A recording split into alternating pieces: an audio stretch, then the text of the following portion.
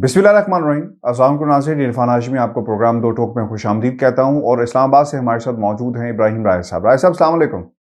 वालेकुम अस्सलाम। राय साहब, 2 दिन से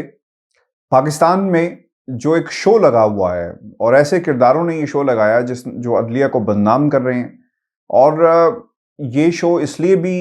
इस पे बात करना बहुत ही ज़रूरी है क्योंकि इससे पाकिस्तान मुस्लिम लीग नून की जो मज़ाहमत की सियासत है वो अब खुलकर सामने आ गई। और आज नवाज शरीफ साहब ने आसमा जंगी कॉन्फ्रेंस से खिताब किया। कल अली अहमद कुर्द जो बात कर रहे थे, उन्होंने अपनी तकरीर के अंदर ये कहा, अदालत के ऊपर पाकिस्तान की अदलिया को तनकीद का निशाना बनाया। जो फैसले इन अदालतों से होते हैं उनको कहा कि शायद ये अंडर प्रेशर फैसले किए जाते हैं, किसी के कहने पर किए जाते हैं, अदलिया आज़ाद नहीं है। और फिर उन्होंने जो लफ्ज़ इस्तेमाल किया कैटेगोरिकली कि पाकिस्तान का जो जस्टिस इंडेक्स है, अदालती निज़ाम है, वो नीचे से आखिरी जो 4 नंबर हैं उसमें बेहतर है। और वो ये कहते हैं कि आपको तो खुश होना चाहिए कि आखिर में जो 4 नंबर हैं इससे ऊपर है, तो आप क्यों खुश नहीं हो रहे। ये अली अहमद कुर्द की जुबान थी, ख्यालात थे पाकिस्तान की अदलिया के हवाले से, जिसको काउंटर करने के लिए कल हमने देखा चीफ जस्टिस ऑफ पाकिस्तान गुलजार अहमद साहब जिस तरह गुस्से में थे और जिस तरह उन्होंने जवाब दिया। और अपने अल्फाज उनके थे तकरीर करने से पहले कि मैं बात तो कुछ और करने आया था लेकिन अब मुझे बात यहीं से स्टार्ट करना पड़ रही है। और फिर उन्होंने जो एक पाकिस्तान के अदालती निज़ाम को क्रिटिसाइज करने की कोशिश की गई अली अहमद कुर्द की तरफ से, उसका उन्होंने जवाब दिया। राज साहब, आज नवाज शरीफ साहब ने भी वही तकरीर की, अदालती निज़ाम को क्रिटिसाइज किया। किरदार वही हैं, अल्फाज वही हैं जो अली अहमद कुर्द ने इस्तेमाल किए। अली अहमद कुर्द ने अदालती निज़ाम इंडेक्स की बात की थी, बिल्कुल उसी तरह आज नवाज शरीफ साहब ने भी राय साहब पाकिस्तान के इंडेक्स की बात की है कि दुनिया में हम कहाँ पर मौजूद हैं। फिर वो बात करते हैं कि जनाब आज जो इंसिडेंट वहाँ पर ये भी हुआ कि इंटरनेट को बंद कर दिया गया और ये ऐसी बातें कुछ हुई हैं क्योंकि मुनज़्ज़र जहांगीर वहाँ पर मौजूद थी और एक शख्स उनके कान में आकर कहता है कि जल्दी जल्दी नवाज शरीफ साहब की तकरीर करवा लें, इसे बंद किया जा रहा है। अब इस पर भी बहुत सारे सवालात हैं कि एक शख्स जो मुल्क से भागा हुआ है उसको किस बुनियाद के ऊपर उस प्लेटफॉर्म पे जगह दी जाए जहां पे वो जजेस जिन्होंने अपीलें समाअत कर रहे हैं और अगर अपीलों का फैसला आता है तो फिर इसको पाकिस्तान की आला अदलिया में लेकर जाया जाएगा। तो आप किस तरह उसी प्लेटफॉर्म के ऊपर नवाज शरीफ तकरीर करें और वो लोग जिन्होंने आला अदलिया के जजेस जिन्होंने फैसले सुनाने हैं वो भी वहां पर मौजूद हों। मैं तो इसमें फवाद चौधरी साहब को क्रेडिट दूंगा, उन्होंने कहा कि अगर नवाज शरीफ तकरीर करने के लिए इस प्लेटफॉर्म पे आएंगे तो कम अज़ कम मुझे जो है वो माजरत और मैं इसका हिस्सा नहीं बनूंगा। और फिर राय साहब आज एक इंपॉर्टेंट बात इसी के अंदर ये भी हुई कि आज फिर नवाज शरीफ साहब ने पाकिस्तान की इस्टेब्लिशमेंट को तनकीद का निशाना बनाया, डॉन लीग्स का जिक्र किया गया। इससे भी बहुत बड़े सवालात हैं और वो ये कहते हैं कि हमें अपना हाउस एंड ऑर्डर में करना पड़ेगा और अगर हाउस एंड ऑर्डर में नहीं होगा तो हम इसका मुहासरा करेंगे। बाकायदा लोगों को मोबिलाइज करने के लिए वो कह रहे हैं और 22 करोड़ आवाम को बार बार वो बात करते रहे। अब आप अगर आप इस प्लेटफॉर्म का ऐसा बगौर जायजा लें तो आपको इस प्लेटफॉर्म पे वो सहाफ़ी भी मिलेंगे जिनका कलम रोक दिया गया क्योंकि वो रियासती इदारों के खिलाफ बात कर रहे थे, एक ख़ास एजेंडे पे, एक आले शरीफ द हाउस ऑफ शरीफ के लिए काम कर रहे थे और उनका कलम रोका गया, उनकी ज़ुबान बंदी की गई, उनको भी इसमें शामिल किया गया। फिर दूसरी तरफ हमने देखा कि आज़म नज़ीर तारड़ साहब स्टेट सेक्रेटरी का किरदार उन्होंने अदा किया और एक सेनेटर हैं अपोजिशन, जिसका हमने कल भी बताया था कि अपोजिशन के उम्मीदवार भी थे, वो भी बहुत एक्टिव रहे। और फिर एहसन भोन साहब जो सदर आसमा जहांगीर ग्रुप से जिनका ताल्लुक और सदर हैं पाकिस्तान बार कौंसिल, उनका भी एक सुप्रीम कोर्ट बार कौंसिल, उनका भी एक बड़ा इंपॉर्टेंट रोल है। तो ये सब लोग मौजूद हैं, इनको इकट्ठा किया गया है नवाज शरीफ साहब की तरफ से ताकि एक महाज बनाया जा सके, महाजराई की जा सके इदारों के खिलाफ, अदालतों के खिलाफ। क्योंकि अब राय साहब नजर ये आ रहा है कि इन्होंने दलीलों पे बात नहीं होगी, अब बात गाली पे होगी, सबूतों पर बात नहीं होगी, अब बात जो है वो सड़कों पर होगी और लोगों को इस्तेमाल किया जाएगा। और अब लोग इस्तेमाल होने के लिए तैयार भी हैं और ये वही लोग हैं राय साहब जो जिनको एक मौका नहीं मिल सका और जिनका रास्ता रोका गया है पाकिस्तान के इदारों की तरफ से। क्या कहेंगे और इस हवाले से? और फिर आपको ये बता दूं जिस पे मैं चाहूंगा कि आप तफसील से बात करें, वहां पर मोहसिन दावर साहब भी मौजूद थे, फरतुल्लाह बाबर साहब भी मौजूद थे और उन्होंने तनकीद की है कि नवाज शरीफ की तकरीर को रोका जा रहा है। मेरा तो ये भी सवाल है इन तमाम लोगों से भी और सबसे कि फिर पाकिस्तान के वो लोग جو عدالتوں کا سامنا نہیں کرتے، جیلوں میں موجود ہیں، جو ملک سے باہر اپنا علاج کروانے جاتے ہیں، انہیں بھی اجازت دینی چاہیے۔ 4 ہفتوں کا معاملہ تھا، 2 سال گزر گئے، اور پھر نواز شریف صاحب کا جو کردار ہے میڈیا کے اندر اور استعمال کرنے کا، اس کو رکنا چاہیے، کیونکہ پیمرا نے تو پابندی لگا رکھی ہے۔ جی رائے صاحب۔ دیکھیں ہاشمی صاحب، اب تو یہ ثابت ہو گیا ہے، کل تک مکمل طور پر ثابت نہیں ہوا تھا، لیکن اب تو یہ ثابت ہو گیا ہے کہ یہ ایک کوئی عدالت کے حوالے سے، قانون کے حوالے سے، پاکستان کے آئین کے حوالے سے، انسانی حقوق کے ریفرنس کے حوالے سے یہ تقریب نہیں تھی۔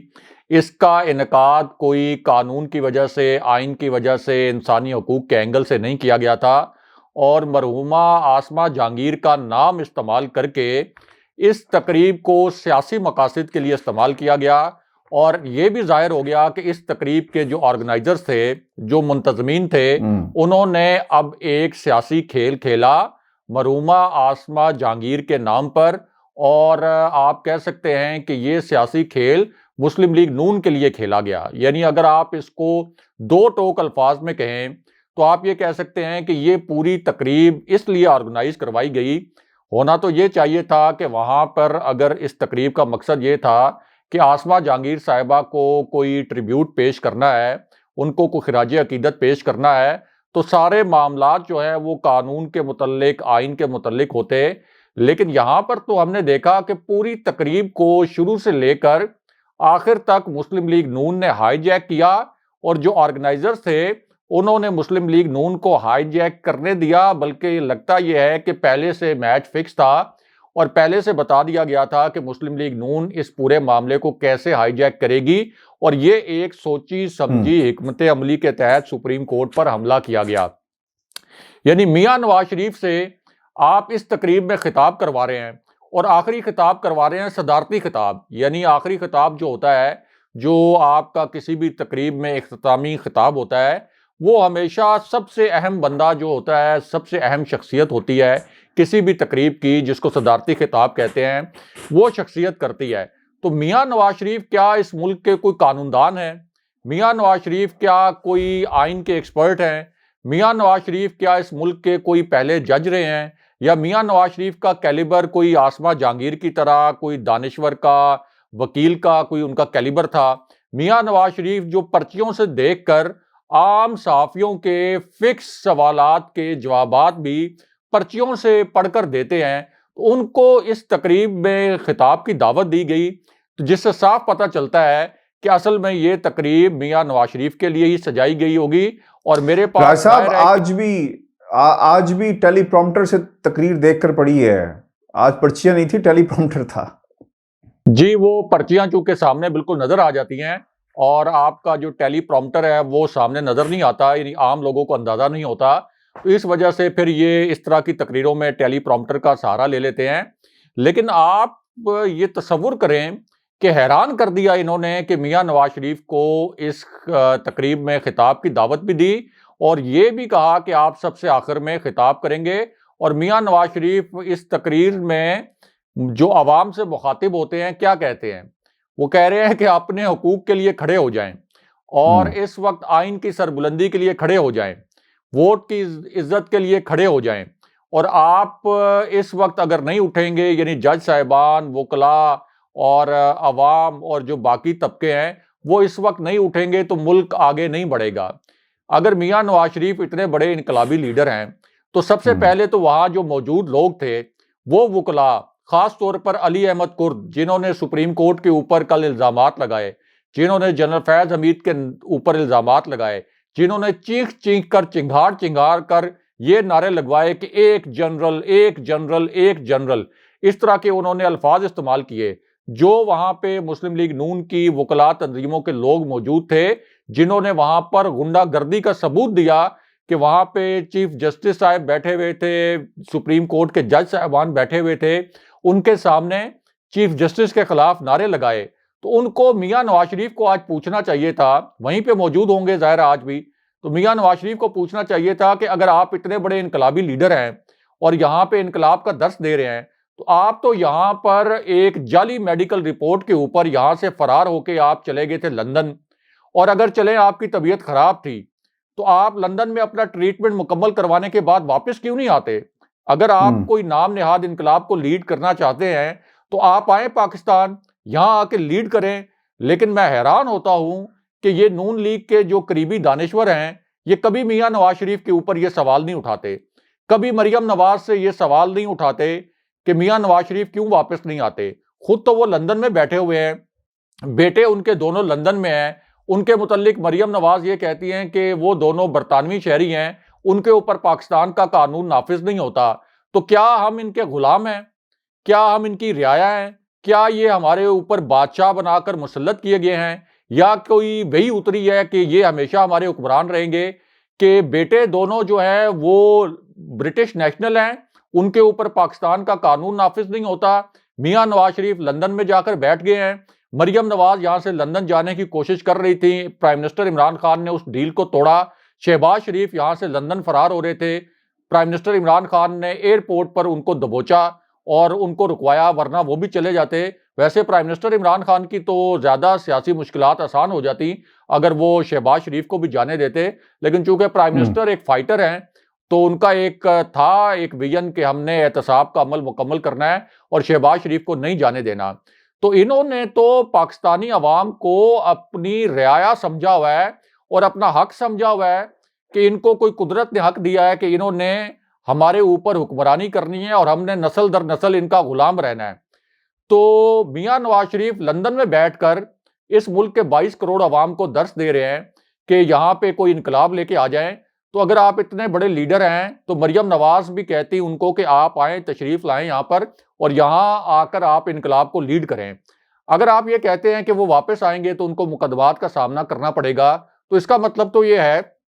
کہ مسلم لیگ نون کی جو دیگر قیادت ہے اس کو بھی لندن فرار ہو جانا چاہیے۔ ان کو تو آپ لندن نہیں جانے دیتے۔ اگر آج احسن اقبال، خواجہ آصف، شاہد خاقان عباسی کہیں کہ ہم بھی لندن چلے جاتے ہیں تاکہ ہم پر جو کرپشن کے الزامات ہیں، ہمیں جو مقدمات بھگتنے پڑ رہے ہیں، دوبارہ سے ہمارے جو جیل جانے کے خدشات ہیں، ہم ان خدشات سے بچنے کے لیے لندن چلے جائیں، تو کیا میاں نواز شریف ان کو اجازت دیں گے کہ وہ لندن میں جا کے بیٹھ جائیں؟ اپنے رشتہ داروں کو، اسحاق ڈار کو تو انہوں نے وہاں پہ بٹھایا ہوا ہے۔ اسحاق ڈار ادھر ڈی فیکٹو پرائم منسٹر تھے، ہاشمی صاحب، 23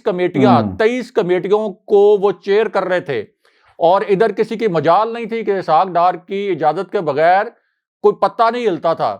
اسحاق ڈار نے ادھر اتنے مزے کیے، اور اس کے بعد جیسے ہی پتہ چلا کہ اسحاق ڈار کے خلاف بھی کارروائی ہو سکتی ہے تو اسحاق ڈار جو ہیں وہ یہاں سے فرار ہو کے چلے گئے لندن، اور اس کے لیے انہوں نے طیارہ استعمال کیا شاہد خاقان عباسی کا، اور شاہد خاقان عباسی اس وقت پرائم منسٹر تھے، خلاف ضابطہ ان کا طیارہ استعمال کیا اور اس کے بعد سے واپس نہیں آئے۔ آج تک مریم نواز نے یہ نہیں کہا کہ اسحاق ڈار آپ واپس آئیں، یہاں پہ حکومت کے مزے لینے کے لیے تو آپ ٹھیک ہیں، لیکن جب آپ یہاں پر جو نام نہاد انقلاب میاں نواز شریف لانا چاہتے ہیں، اس انقلاب میں حصہ ڈالنا ہے، تو آپ وہاں پہ بیٹھے ہوئے ہیں۔ عابد شیر علی چونکہ میاں نواز شریف کے رشتہ دار ہیں تو ان کو وہاں پر بٹھایا ہوا ہے لندن میں، یہاں مسلم لیگ نون کے کارکنوں کو بے وقوف بنایا ہوا ہے، اور مسلم لیگ نون کے کارکن کیا یہ نہیں سمجھتے کہ مریم نواز نے کس طرح سے بات کی تھی کہ میری ایک سرجری ہونی ہے معمولی سی، جو یہاں نہیں ہو سکتی، جو لندن ہو سکتی ہے، اس کا مقصد کیا تھا؟ اور مریم نواز نے اس سے پہلے اپنا نام ECL سے نکلوانے کے لیے جو درخواست دی تھی، اس کا مقصد کیا تھا؟ شہباز شریف جب لندن فرار ہو رہے تھے تو اس کا مقصد کیا تھا؟ یعنی یہ چاہتے ہیں کہ ہم تو جا کے لندن بیٹھیں، ہمارے کارکن یہاں پر ہمارے لیے ماحول بنائیں اقتدار میں واپسی کا، اور اس کے بعد ہم وہاں سے لینڈ کریں یہاں پہ وائسرائے کے طور پر، اور یہاں پہ آ کے اپنی رعایا اور اپنے یہ جو غلام ہیں 22 کروڑ ان کے اوپر حکمرانی کریں۔ تو یہ تو بہت ہی انفارچونیٹ تھا کہ میاں نواز شریف کو عدالتوں نے اشتہاری قرار دیا ہوا ہے، عدالتوں نے مفرور قرار دیا ہوا ہے، ان کی جائیدادوں کی نیلامی ہو رہی ہے، اور ایک ایسا شخص جس کو عدالتوں نے مفرور قرار دیا، اشتہاری قرار دیا، جس کو سپریم کورٹ نے تاحیات نااہل کا، اس سے آپ قانون کی حکمرانی پر لیکچر دلوا رہے ہیں؟ یہ کون سی کانفرنس ہے؟ یعنی یہ عدلیہ کے موضوع پر اور آئین کے موضوع پر، قانون کے موضوع پر کیسی کانفرنس ہے کہ جو پاکستان کا اس وقت سب سے بڑا اشتہاری ہے، جس کو پاکستان کی سپیریئر کورٹس نے اور لوور کورٹس نے سب نے سزائیں سنائی ہیں، اس سے آپ عدلیہ کے معاملے پر اور قانون کے معاملے پر تقریریں کروا رہے ہیں؟ اور اس کا پیچھے ماضی کیا ہے؟ ماضی یہ ہے میاں نواز شریف کا کہ سپریم کورٹ کے اوپر میاں نواز شریف کے دور میں حملہ ہوا تھا، سپریم کورٹ کی اینٹ سے اینٹ بجا دی تھی انہوں نے، سپریم کورٹ کے حوالے سے ایک پوری تاریخ ہے شریف فیملی کی۔ جسٹس قیوم کو کس طریقے سے شہباز شریف نے فون کال کر کے کہا کہ میاں نواز شریف کی خواہش یہ ہے کہ فلاں کو سزا دے دیں، فلاں کو سزا دے دیں۔ اسلام آباد ہائی کورٹ سے باہر نکلتے ہیں، اسلام آباد ہائی کورٹ کے اوپر چڑھائی کر دیتے ہیں۔ جو لوگ اس قسم کا رویہ رکھتے ہیں، جو لوگ اس طریقے سے ججوں کے اوپر چڑھائی کرتے ہیں، آپ ان کو آئین اور قانون کی حکمرانی کے لیے لیکچر دینے کے لیے بلاتے ہیں۔ یہ بہت ہی انفارچونیٹ تھا۔ فواد چودھری ہوتے یا کوئی اور ہوتا، اس کا ڈیسیژن یہی ہونا چاہیے تھا۔ اور یہ تو جسٹس صاحب کو سوچنا چاہیے، چیف جسٹس گلزار احمد صاحب کو، اور اسلام آباد ہائی کورٹ کے جو چیف جسٹس ہیں عطر بن اللہ کو، ان کو سوچنا چاہیے، بلکہ ان کے جو منتظمین ہیں ان سے بھی پوچھنا چاہیے کہ آپ نے ہمیں پہلے کیوں نہیں بتایا کہ میاں نواز شریف، جن کو ہم نے اشتہاری قرار دیا، جن کو ہم نے مفرور قرار دیا، جو ایک سرٹیفائیڈ ملزم ہے ہماری عدالتوں کے مطابق ابھی تک، کیونکہ ان کو تو کوئی ریلیف نہیں دیا گیا، تو ان کو آپ نے اس تقریر میں صدارتی خطاب کی دعوت دی گئی ہوئی تھی، تو ہم کس کھاتے میں یہاں پہ آئے ہیں؟ ہمیں کیوں بلایا گیا؟ آپ نے ایک اشتہاری کو ایک چیف جسٹس کے ساتھ بٹھا دیا، یعنی ایک ایسی تقریب جس میں چیف جسٹس آف پاکستان، سب سے بڑا آپ کا ہاشمی صاحب یہ عدالتی عہدہ ہے، پوری عدالتی نظام، پوری عدلیہ کا سربراہ ہوتا ہے آپ کا چیف جسٹس، آپ نے ایک تقریب میں اس کو بھی بٹھا دیا، اور اسی تقریب میں جو پاکستان کے سب سے بڑے اشتہاری قرار دیے گیا میاں نواز شریف، ان کو بھی وہاں بٹھا دیا، اسلام آباد ہائی کورٹ کے چیف جسٹس کو بھی وہاں بٹھا دیا۔ یہ تو سازش نہیں، یہ تو گھناؤنی ترین سازش ہے، اور کوئی آپ کو پاکستان کی 73 سال کی تاریخ میں اس طرح کی سازش نہیں ملے گی کہ یہ اتنا عجیب و غریب قسم کا کام ہوا ہے کہ چیف جسٹس کو بٹھا رہے ہیں آپ اسی تقریب میں جہاں میاں نواز شریف کو بٹھا رہے ہیں، اسی تقریب میں چیف جسٹس تقریر کر رہے ہیں، اسی تقریب میں میاں نواز شریف تقریر کر رہے ہیں، وہی چیف جسٹس ہیں، وہی عدالتیں ہیں، وہی جج صاحبان ہیں، لوور کورٹس کے بھی، سپریم کورٹ کے بھی، جنہوں نے میاں نواز شریف کو سزائیں سنائی ہوئی ہیں۔ تو یہ پوری پلاننگ کے ساتھ کیا گیا تھا۔ مریم نواز کو آن بورڈ لیا گیا تھا، مسلم لیگ نون کو آن بورڈ لیا گیا تھا، اور ان کو کہا گیا تھا کہ یہ آپ کو ہم فل ٹاس اور ایک کھلا میدان دے رہے ہیں، آپ ماریں چوکے چھکے، اور اس کے لیے بہت بدقسمتی ہے کہ آسمہ جہانگیر صاحبہ کا نام استعمال ہوا ہے۔ دیکھیں، یہ ایک بات رائے صاحب کہی گئی کہ ریاست کے اندر ریاست ہے، فون کیے جاتے ہیں رات کی تاریکی میں۔ رائے صاحب ان کو یاد نہیں ہے کہ رات کی تاریکی میں کچھ اور لوگ بھی ملتے ہیں۔ یہ ٹھیک ہے بات، ریاست کے اندر ریاست ہے، اور یہ ریاست کے اندر ریاست مریم نواز اور میاں نواز شریف نے قائم کر رکھی ہے، ورنہ یعنی سندھ کی ریاست اور پنجاب کی ریاست الگ ہے، سندھ کی ریاست ہے، پنجاب کی بھی نہیں ہاشمی صاحب، پنجاب کو تو بطور صوبہ یا صوبہ سندھ، یہ تو ظاہر ہے ساری ہماری اکائیاں ہیں، یہ شریف فیملی کی اپنی ایک ریاست ہے، یہ پاکستان کے اندر ان کی، جی یہ ان کی اپنی ایک ریاست ہے، اور اس ریاست کا آپ انفلوئنس دیکھیں کہ انہوں نے کتنی مہارت سے، کتنی مکاری سے، کتنی چالاکی سے ایک ہی پلیٹ فارم پر جس شخص کو سب سے بڑا اس وقت اس پاکستان کے اندر مفرور قرار دیا گیا عدالتوں کی جانب سے، اس کو چیف جسٹس کے ساتھ بٹھا دیا۔ تو ریاست کے اندر تو ریاست یہ ہے کہ ان کا ابھی بھی اتنا اثر و رسوخ ہے، اور مریم نواز جو کہتی تھی میری لندن میں تو کیا پاکستان کے اندر کوئی جائیدادیں نہیں ہیں، مسلم لیگ نون کے جو قریبی دانشور ہیں وہ کبھی مریم نواز سے یہ سوال نہیں کرتے، لیکن مریم نواز کو داد دینی پڑے گی، میاں نواز شریف کو بھی داد دینی پڑے گی، پوری شریف فیملی کو بھی داد دینی پڑے گی کہ اس نظام کے اندر انہوں نے اپنے پنجے اتنے زبردست طریقے سے گاڑے ہوئے ہیں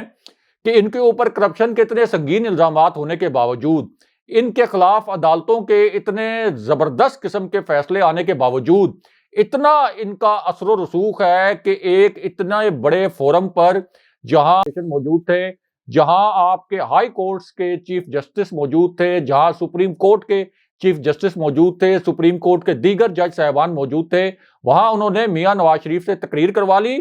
چیف جسٹس کے خلاف نعرے لگوا لیے، اسٹیٹ سیکرٹری مسلم لیگ نون کا سینیٹر تھا، اس سے اسٹیٹ سیکرٹری کے فرائض بھی انجام دلوا لیے۔ تو آپ اندازہ کر سکتے ہیں کہ یہ جو ریاست کے اندر ریاست شریف فیملی نے بنائی ہوئی ہے، اس کے خلاف لڑنا کتنا مشکل ہے۔ پھر لوگ پوچھتے ہیں کہ پرائم منسٹر عمران خان نے احتساب کے نام پر اب تک کیا کیا ہے، اور شہباز شریف کیوں آزاد گھوم رہے ہیں، آصف علی زرداری کیوں آزاد گھوم رہے ہیں، اور وہ جو احتساب کا نعرہ تھا پرائم منسٹر کا وہ پوری طرح ایگزیکیوٹ کیوں نہیں ہوا۔ تو پرائم منسٹر عمران خان تو جو کچھ کر سکتے تھے وہ انہوں نے کیا، نیب جو کچھ کر سکتا تھا انہوں نے کیا کہ ایک ایک دو مرتبہ تو ان کو جیل کے اندر ڈالا، لیکن ان کے انفلوئنس کا اندازہ اس کانفرنس سے آپ لگا لیں جی کہ ان کے خلاف اور پھر ان سے جڑے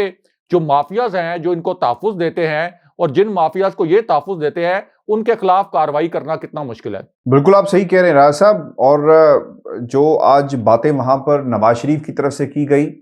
میں یہ سمجھتا ہوں کہ نون لیگ نے خود اپنے آپ کو بے نقاب کر دیا ہے۔ نون لیگ بالکل بری طرح ایکسپوز ہوئی، کس طرح کرداروں کو، اداکاروں کو استعمال کیا جاتا ہے۔ جب جب لوگوں کے ضمیر جاگتے ہیں، اس کے پیچھے کہانی موجود ہے۔ لوگ لندن جاتے ہیں، وہاں پر ایفیڈیوٹ کی کہانی ہے، اور پھر پاکستان میں بھی کچھ ججوں کو اوبویسلی استعمال کیا گیا۔ عدالتی نظام، کیونکہ ہمیں جو نظر آ رہا ہے راز صاحب، اور ہم نے اپنے تجزیوں میں یہ بات رکھی کہ اب نون لیگ کے پاس دلیل ختم ہو گئی ہے، ثبوت ختم ہو گئے ہیں، آرگومنٹس کچھ نہیں ہے، اس لیے عدالت سے باہر یہ اب کیسز جو ہیں وہ لڑے جا رہے ہیں۔ ویورز، یہ ہمارا آج کا شو تھا۔ اپنے کمنٹس ہمیں ضرور بھیجیے گا، چینل کو سبسکرائب کرنا مت بھولیے گا۔ مجھے اور ابراہیم راج صاحب کو اجازت دیجیے۔ اللہ نے